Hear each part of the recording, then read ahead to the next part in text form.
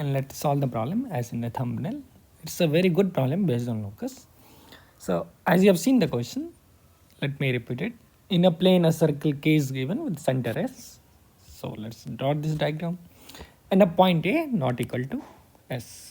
Okay, and see we have a point in the plane which is not S.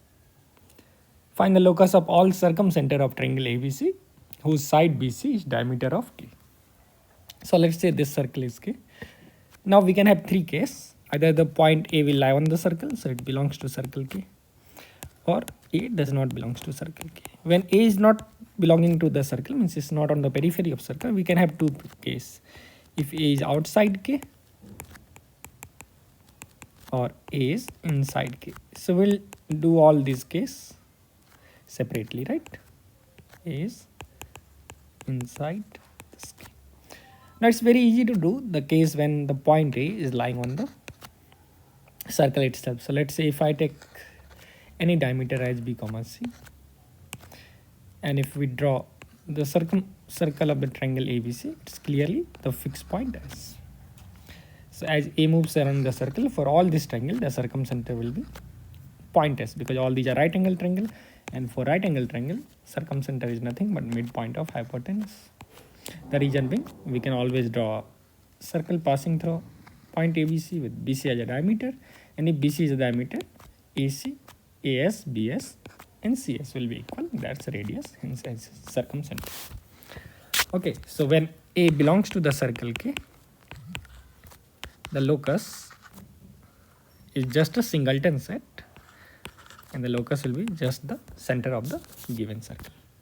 The more interesting case will be, what if A is outside this? And exactly in the similar manner, we can solve for inside. So let's say A is a fixed point. Circle is fixed with particular radius R. So let's say R is the radius of the given circle. And we need to find the locus of all circumcenter of circle whose sides BC is the diameter. So one of the obvious symmetric case to take is when BC is exactly, let's say, perpendicular to the line joining AS. So this is quite symmetric case for which it's very easy to see the line AS will be perpendicular bisector because these two are radius. And let's say for AS, midpoint is somewhere O. And hence, if I join AB with AC,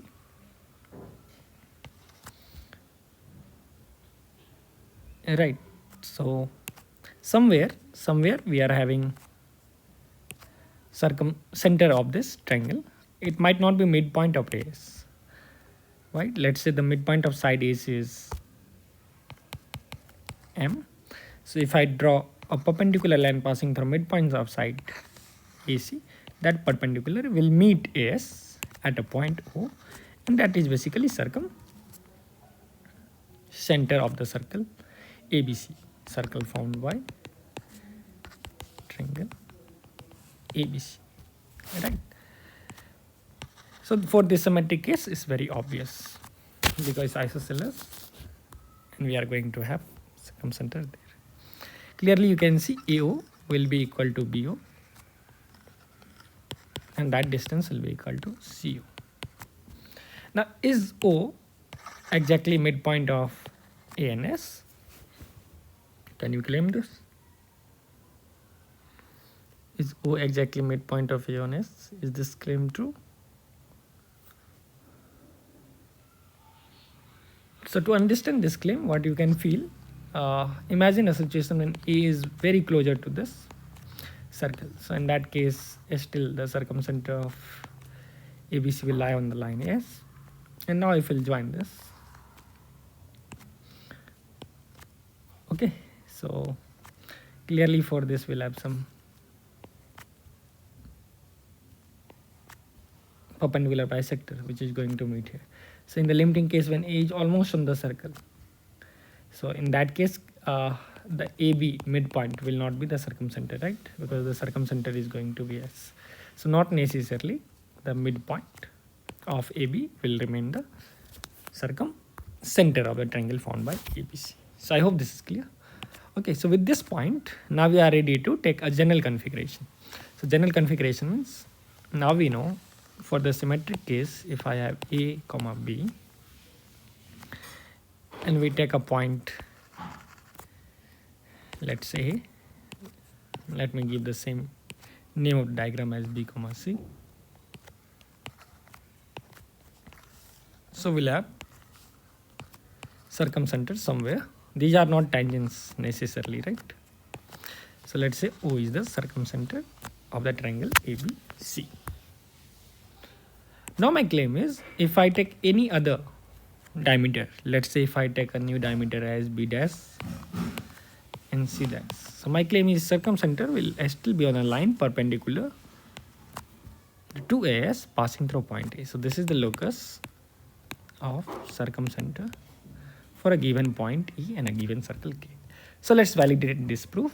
So that's my claim, and let's prove this. Now let's say since point A is fixed over here and we have B dash C dash, so now what I want is, we want to find the circumcenter of A, B dash, C dash. So let me not complicate the diagram by over connecting the points. What we can do is just simply, for point B dash C dash, we know circumcenter of triangle A, B dash, C dash will lie on the perpendicular bisector of B dash, C dash. So that is some point. Let's say we have S is the midpoint. So if I'll draw perpendicular over here, so I know some circumcenter will definitely lie on this line L, right? Now my claim is, let's say it intersects the given line P, let's say at point O dash. So now my claim is the circumcenter of A, B dash, C dash is O dash. So that will prove that the circumcenter for any arbitrary orientation of diameter B dash, C dash lie along the same line P. Okay. So with this thing in mind, let's try to prove this. How you're going to prove? Like its circumcenter is this. If I can prove somehow the distance AO dash, O dash B dash and O dash C dash is equal, then our proof is over. Okay. So let's try to prove this. So what we'll do is we can join these distances O dash B dash and O dash C dash, right? So if I join this distance, let me show over here. What we can conclude about the distance O dash B dash. Okay, so O dash B dash, this distance is nothing but O dash B dash is same as O dash C dash, right? Because O dash lies on the perpendicular bisector of B dash C dash. So that is obvious. Now O dash C dash can be written as O dash S dash plus S C dash, right? So it's O dash S dash, O dash S actually, there's no S dash, whole square, because in a right angle triangle, plus S C dash, that is nothing but R square. Now what about O dash S? O dash S you can again write O dash S, it can be written in a nice form as O dash plus OS whole square. So this is O dash whole square by Pythagoras theorem plus this distance, right? This distance plus this distance. So that's going to be OS whole square plus R square. So remember, this is our O dash B dash, which is same as O dash C dash. Clear? Now we'll see what is O dash A. So we'll try to find this distance differently. This distance. Now again you can see a right angle triangle because we have O dash and OA. So O dash A magnitude is going to be root over OA whole square plus O dash whole square. Now what about OA whole square? OA is same as OS. Because of the symmetric case for triangle ABC, O is the circumcenter. So from there, OA is same as OS, right? So now we have OA square plus O dash square. Now OA we know will be same as this OA distance is same as OB distance, right? Because O is the circumcenter of triangle AOB. So I can write this as OB whole square. Now what about OB? OB whole square is nothing but OS plus BS whole square, right? Right angle triangle. So it's O dash whole square plus OS whole square plus BS is R square. So you see, very interestingly, we have proved like O dash B dash is same as O dash A, right? O dash B dash, O dash B dash, this distance is same as O dash A, and that is same as O dash C dash, right? That is same as O dash C dash by symmetricity. So we have a point O dash, so that it distance from fixed point A, B dash and C dash is equal. So O must be the circumcenter of the triangle A, B dash, C dash. And by the geometrical construction, we have proved O dash is exactly on the line. So that shows like O dash always belongs to line P. And hence we proved a beautiful result, like for a given circle and a given point A outside, as long as you are taking any diameter BC, if we'll draw the circumcenter, right? So here we'll have line perpendicular to this, and let's say you draw a line perpendicular. So the locus of this point, the locus of this O will always lie along a line. Okay, and that line can be identified by a symmetric case when you join with AB. Okay, so locus is a line when the point is outside. Locus is singleton when the point is on the circle, and locus will again be the line when the point is exactly inside the circle. Because now this time, let's say we have AB exactly in the same way, or let me take BC as in our nomenclature. So exactly in the same way, if I take A here, so one of the symmetric case will tell the point O is here, somewhere exactly midpoint of AS. And now the locus will be this line, because you can repeat the same reasoning as I did for the outside point. Right. So this was a pure geometrical reasoning. You can give reasoning from coordinate geometry also by fixing a circle and trying to find the locus. Actually, this problem can be converted nicely into a JE problem. So what they can ask is, they'll give a fixed point, let's say some -5, 0, and they can give you two variable points. So let's say this point is A, and B can be given as, let's say, cos theta 1 and sin theta 1. And point C is cos theta 2 and sin theta 2, where they will tell theta 1 and theta 2 is a real parameter belonging to 0 to 2 pi. Right, and theta 1 is not theta 2. So for these parameters, find the locus of circumcenter of the triangle ABC.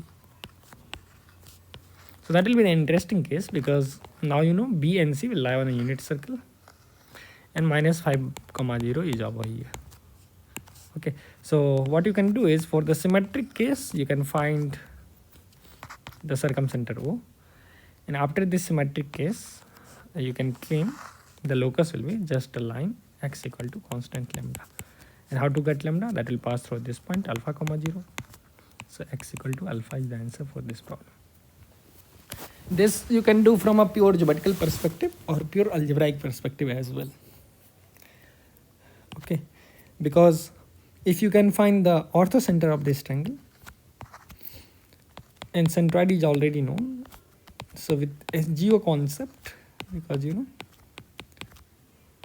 SGO, the centroid divides line joining orthocenter and circumcenter in 2:1 ratio. Using that also, you can tell if centroid lies on some curve and orthocenter lies on orthocenter edge lies on some curve. From there, you can always get the feeling of where circumcenter lies. Right. So that will be nice point. Okay, to do this problems, especially if the point lie on the circle itself, it will be more fun, because let's say we have point A over here and BC is on this diameter. So now we know for all configuration, the orthocenter circumcenter is fixed to S. So this is a fixed point S, and centroid is easy to find for this variable point. Then you can always tell where orthocenter will lie, right? So it will be always fun to check where orthocenter will lie from 2:1 ratio. So I hope you have enjoyed this tough locus problem and understood how to apply the basic results. Thank you. Have a good day. Please do like and subscribe to the channel for more quality content.